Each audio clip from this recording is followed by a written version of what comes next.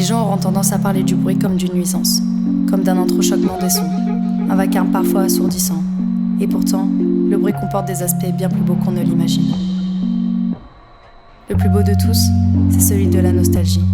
Pour certains, ce sont les odeurs, parfois la vision d'un lieu ou le simple toucher d'un objet qui réveille les consciences et fait ressurgir des souvenirs oubliés.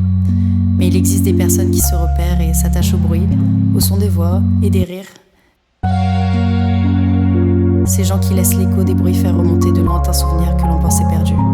Il suffit d'un seul accord de son pour que le bruit vienne s'infiltrer dans les moindres recoins de notre esprit, même dans les plus scellés. Le bruit d'une clé qui s'introduit dans la serrure, le bruit des pas dans l'escalier d'une maison d'enfance, la voix d'une personne qui n'est plus qu'un inconnu à présent, le bruit des vagues pendant l'été.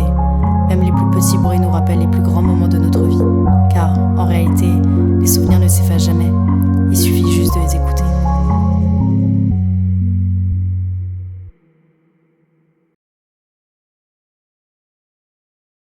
On aimerait bien que tu nous parles d'un bruit de ton enfance ou de ton passé en tout cas, qui t'a marqué. J'en ai des bruits, mais alors, peut-être pas tous. Je vous ai dit, celui de la trompette, ça c'est un truc rigolo, à la limite, ça peut peut-être marcher. Autrement, c'est la guerre. Vous comprenez, notre génération, c'est ça. Les premiers, ça a été par exemple, on jouait dans la rue, parce qu'à ce moment-là, c'était pas comme maintenant. Je devais peut-être avoir 6-7 ans, je n'en sais rien.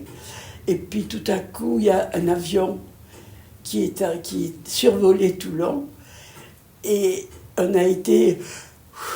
Les canons ont tiré du fort, du pharaon. Il y en avait 2, et il y en avait un dans le fort rouge, qui ont tiré sur cet avion. On ne savait pas ce que ça voulait dire, mais les coups de canon, on avait eu peur. Et c'est là que la guerre a démarré. Après, bon, ça c'était les premiers bruits. On est vite rentré à la maison. Et puis après, ça a été les alertes, quand il y avait les bombardements, les alertes, des trucs comme ça. À chaque fois que la sirène sonnait, ma hantise, on avait toujours peur d'avoir les bombes, parce que lorsqu'il y avait une bombe, c'était les vitres ça faisait péter les vitres. C'était la guerre, mes petits. Ça, c'était pas rigolo. À l'autre bout de la France, la ville du soleil, des marins bleus, de la joie de vivre, est devenue un cimetière. Alors, as-tu un son qui t'a marqué ou t'a réconforté pendant ton enfance, ou même un son actuellement ? Ben là, tout de suite, je penserais au bruit de la lac quand j'étais petite et qu'on devait se préparer pour le gala de fin d'année. Et que du coup, pour bien caler mes cheveux pour mon chignon, ma mère, elle me mettait un coup de lac. Et ça me rappelle aussi l'odeur qui va avec, bien sûr, mais le son spécifique de la lac. Et même quand on se préparait au gala et qu'on était entouré de toutes les danseuses, tout ça, tout le monde qui se préparait. Et moi, j'appelais ma maman pour « Ah, c'est l'heure de faire le chignon ». Et oui, moi aussi, ça me souvient. Oui, moi, c'est un bruit aussi qui m'est familier, parce que effectivement, comme toi, je dansais quand j'étais petite. Bah oui. Donc après, c'est toi que j'ai amené à la danse. Donc j'ai connu ce bruit longtemps aussi, parce que j'ai fait beaucoup de danse. Alors, il y a aussi l'odeur, effectivement, qui est associée à ce bruit énormément. Bon, les marques ont changé, donc moi, c'est une odeur de lac d'avant. Mais maintenant, ça reste quand même aussi... une odeur particulière, et puis ce bruit comme ça là, qui vaporise des grandes... ça me reste aussi cher dans mon cœur. Et puis quand j'ai pris le flambeau pour te coiffer, faire ton chignon comme le faisait ma maman, et ben effectivement c'est plein de beaux souvenirs. En plus c'est des souvenirs qu'on partage du coup à deux, donc c'est un peu intergénérationnel, on va dire. Voilà. Donc c'est un bruit qui m'évoque des choses émouvantes.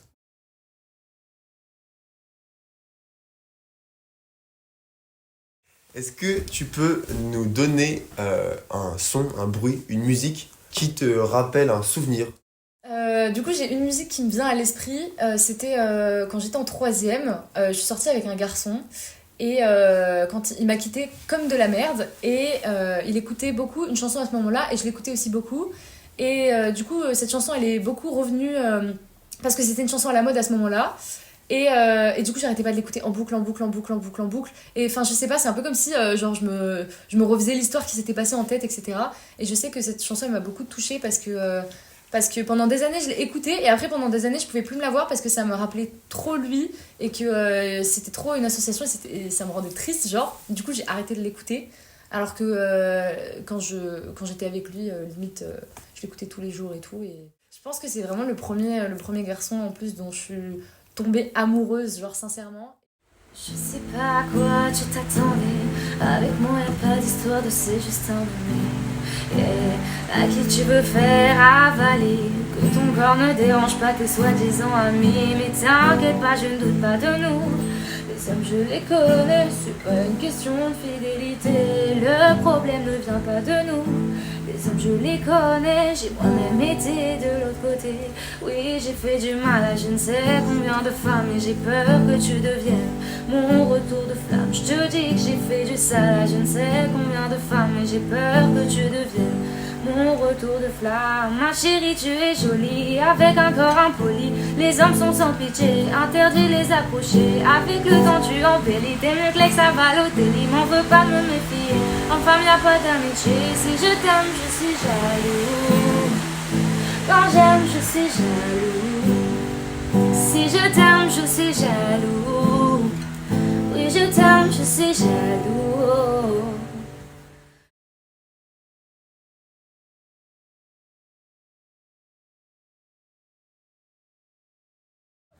Alors du coup, nous on voudrait savoir si par exemple dans 5 ans ou dans 10 ans t'as arrêté le skate, si t'entendais le bruit d'un skate, qu'est-ce que ça te ferait, quelle énergie, quel sentiment ça te procurait?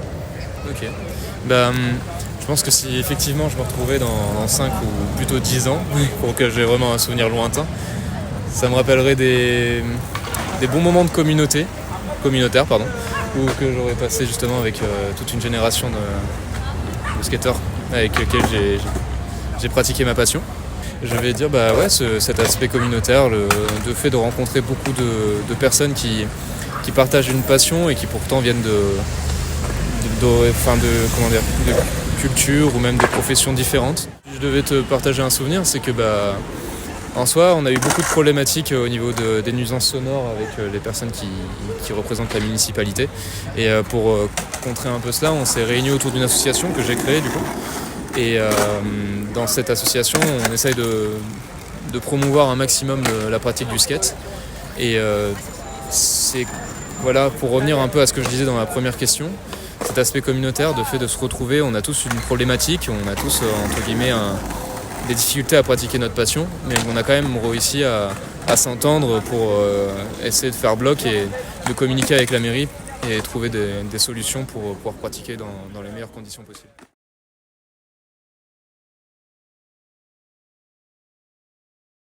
Est-ce que vous avez par exemple un souvenir précis, quelque chose qui vous a vraiment marqué? Le premier qui me viendrait là comme ça, c'est un souvenir de voyage en Bosnie.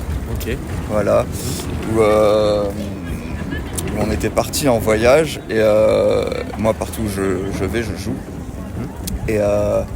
Et à Sarajevo, en fait, moi je m'attendais pas à une ville comme ça, c'est très cosmopolite et je m'attendais, au souvenir de la guerre, donc à une ville assez fermée. Et donc je me suis mis à jouer dehors et j'ai été super bien accueilli avec de gens de plein de communautés différentes qui sont venus, avec qui on a bu des coups, tout ça. Donc, voilà, ça m'a permis une ouverture, voilà.